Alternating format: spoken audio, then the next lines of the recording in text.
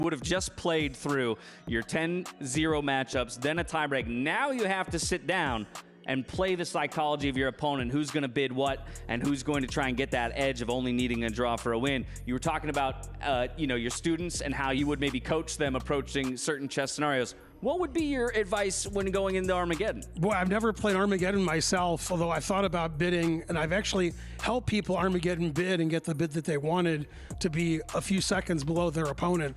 I think typically you're trying to have the black pieces, so you have those draw odds, but there's a fine line between having like 10 minutes to 9, which is very reasonable, and being unreasonable, having something like 10 minutes to 6, having the draw odds. There's a number there somewhere, I don't know where it is, and I advise my students, like, don't bid too low, and if you have white, just win the game. So sometimes you just have to win. And so if you have the white pieces and more time, you're expected to win.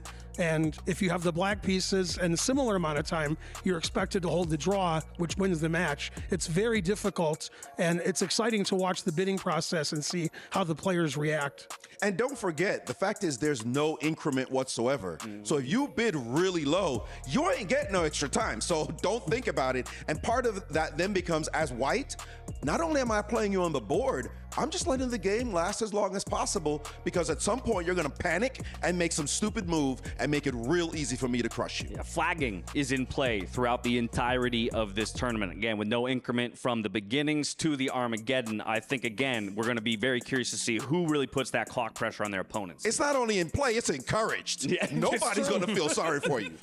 Absolutely. Nobody is going to feel sorry for you. Dirty flagging is the new black. Who's the best flagger in the tournament?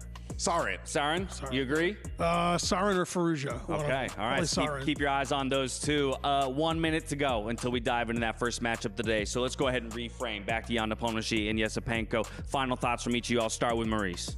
Nepo all day. Yesipenko has got his back against a wall. Maybe it's destiny that he somehow slipped into this after we saw Fedoseev had to leave. But Nepo's got the experience. He's like going to be like a wall to try to get through. I don't see him losing this one. I want to disagree with Maurice, but I can't. I got Nepo all the way. He's the favorite. I think he's going to win both games. And Yesipenko has his work cut out for him. It's going to be a tough match for him. Sorry, we got 4 days to disagree, so we can find some disagreements. Oh, we're going to disagree plenty between all of us. I'm receiving word they're trying to corral the players and get them ready to walk on stage. So we actually have a couple more minutes to chat about it.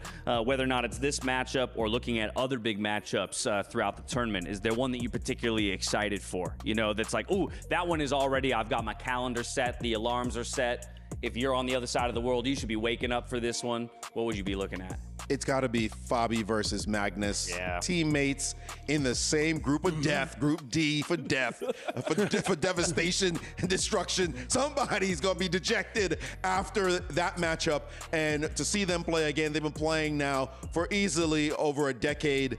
And now they're teammates who might have to beat each other's brains out. That is going to be must-watch TV. All right, well, there you have it. That's about all we can say.